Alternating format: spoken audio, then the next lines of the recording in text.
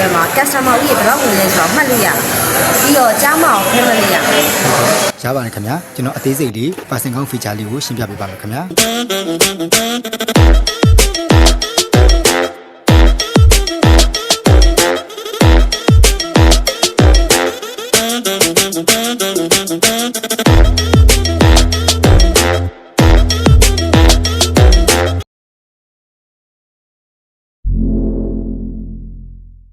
ကျွန်တော်ဒီနေ့ရှင်းပြပေးမှာကတော့ကျွန်တော်တို့ဒီ person count feature လေးပေါ့နော်ဒီ person count feature လေးကကြတော့ဘာတွေအသုံးပြုလို့ရရဲဆိုတဲ့ဥစ္စာကြလို့ရှိရင်ဆိုင်ရဲ့ customer အရောက်ကြီးဘယ်နှယောက်လူကြီးဝင်နေဥမာဆိုယောက်ျားလေးဆိုလည်းဘယ်နှယောက်မိန်းကလေးဆိုလည်းဘယ်နှယောက်ကလေးလူကြီးပေါ့နော်ကြားမှာအစားကျွန်တော်ခွဲမှတ်လို့ရတယ်ဒါ feature လေးပဲဖြစ်ပါတယ်ခင်ဗျာ order မှာမယ်ဆိုလို့ရှိရင်လည်းဒီ terminal ကိုသွားပေးပါterminal ကိုရောက်ပြီဆိုလို့ရှိရင်ကျွန်တော်ကဘာလုပ်လို့ရလဲဆိုပုံမှန်တိုင်း order လေးတွေမှာပေးမယ်မှာပြီးတဲ့အခါကျလို့ရှိရင်ဒီ order ဆိုတဲ့ခလုတ်ကလေးကိုနှိပ်လိုက်မယ်ပေါ့နော်နှိပ်လိုက်လို့ရှိရင်ဒါ table စရေးပြောဒါ table 1ပေါ့ဟုတ်အဲ့လိုမျိုးဆိုလို့ရှိရင်ကျွန်တော်ကဘာထည့်လို့ရလဲဆိုရင်ကလေးဆိုရင်ဘယ်နှယောက်လူကြီးဆိုရင်ဘယ်နှယောက်ဒါတက်ကြီးရွယ်ဦးဆိုရင်ဘယ်နှယောက်ပေါ့နော်ပြီးတဲ့ခါကျလို့ရှိရင်ဒီအပေါ်မှာလည်းကျွန်တော်ကကြားမှာဒါခွဲပြီးတော့မှတ်လို့ရတယ်ပေါ့နော်ဟုတ်ပြီးတဲ့ခါကျွန်တော်ကတော့အခုထည့်လိုက်မှာတော့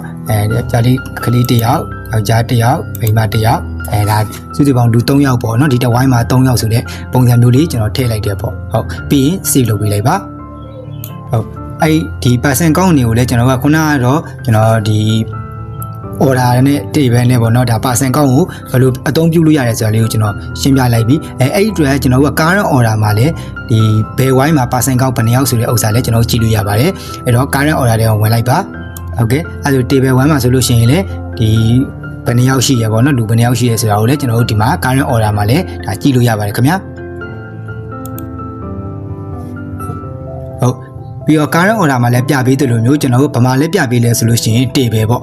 table မှာဆိုလို့ရှိရင်လည်းဒီအပေါ်ကဒီ filter လေးထဲမှာပေါ့နော် filter လေးထဲမှာကျွန်တော်တို့ကဟိုဒီလက်ရှိ current ထိုင်နေတဲ့ဒီ table ထဲမှာပေါ့ဘယ်နှယောက်ရှိလဲဆိုတာကိုလည်းကျွန်တော်တို့ဒီမှာ total person ပြပေးရတယ်ဒါ table တစ်ခုချင်းစီမှာလည်းကျွန်တော်တို့ဒီမှာပေါ့အသေးစိတ်လေးပေါ့ဒါဆိုရင် person 3ယောက်ရှိရဲ table 2မှာဆိုလို့ရှိရင်လည်းဒါဘယ်နှယောက်ပေါ့နော်စသဖြင့်ကျွန်တော်တို့ပြပေးကြပါတယ်ခင်ဗျာဟုတ်ကဲ့အကြောင်းလေးလှုပ်လိုက်ပြီဆိုလို့ရှိရင်လည်းကျွန်တော်တို့က order history ထဲမှာဘယ်ပေါက်ချာဘယ် invoice မှာပေါ့နော် order history မှာဘယ်ပေါက်ချာဘယ် invoice မှာဆိုပြီးတော့ကျွန်တော်တို့ကဒီမှာ person count ဆိုတဲ့ပုံစံမျိုးလေး3ပေါ့ဒါဆိုဒီပေါက်ချာမှာဒီဝိုင်းမှာပေါ့ဒီပေါက်ချာဆိုတာဒီဝိုင်းမှာဒီ3ယောက်ဒါထိုင်စားသွားတယ်ဆိုတဲ့သဘောလေးကိုလည်းကျွန်တော်တို့ report တွေမှာကျွန်တော်တို့ပြပေးကြပါတယ်ခင်ဗျာဟုတ်ကဲ့ပြီးတဲ့အခါကျလို့ရှိရင်ဒီ summary report မှာလည်းကျွန်တော်တို့က report အနေနဲ့ထုတ်ပေးထားတယ်ပေါ့ဟုတ်အဲဆိုရင် summary report ထဲဝင်ပေးပါ summary report မှာဆိုလို့ရှိရင်လည်းထိုနည်းတူတာပဲရက်လာနေအဲ့အတိုင်းကျွန်တော်တို့ရွေးပေးမယ်ရွေးပေးပြီးတဲ့အခါကျလို့ရှိရင်ကျွန်တော်တို့number of person ပေါ့ဒါဘယ်နှယောက်ဝင်ထားတယ်ပေါ့နော်အဲ့လိုမျိုးကအစားကြည့်လို့ရတယ်ကျွန်တော်တို့ရဲ့ဒီအပြရောင် hyperlink ပေါ့hyperlink လေးကိုကျွန်တော်တို့ဒီ number of person hyperlink လေးကိုနှိပ်လိုက်မယ်ဆိုရင်ဒီမှာဒီနေ့ TS စာရွေးထားရင်တော့ဒါဒီ TS စာရဲ့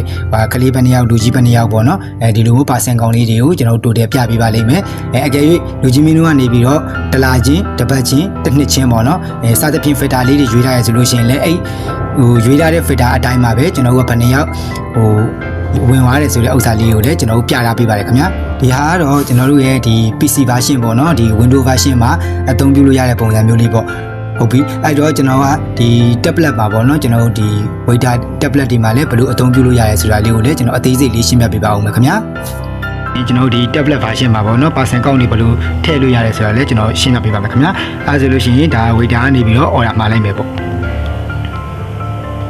ဝေတာကနေ order မှာလိုက်ပြီဆိုလို့ရှိရင်လည်းကျွန်တော်တို့ဒါ order ဆိုတဲ့ခလုတ်လေးကိုနှိပ်ပေးပါ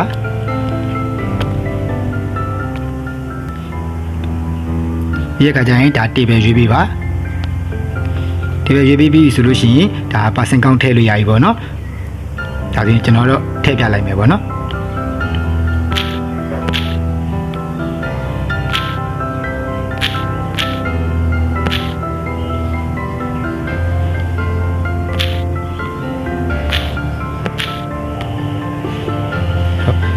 ဒါဆိုလို့ရှိရင်လည်းဒီ table ဝိုင်းမှာဘယ်နှယောက်ထိုင်နေပြီဆိုတာကိုလည်းဒါကျွန်တော်တို့ကြည့်လို့ရပါတယ်ခင်ဗျာ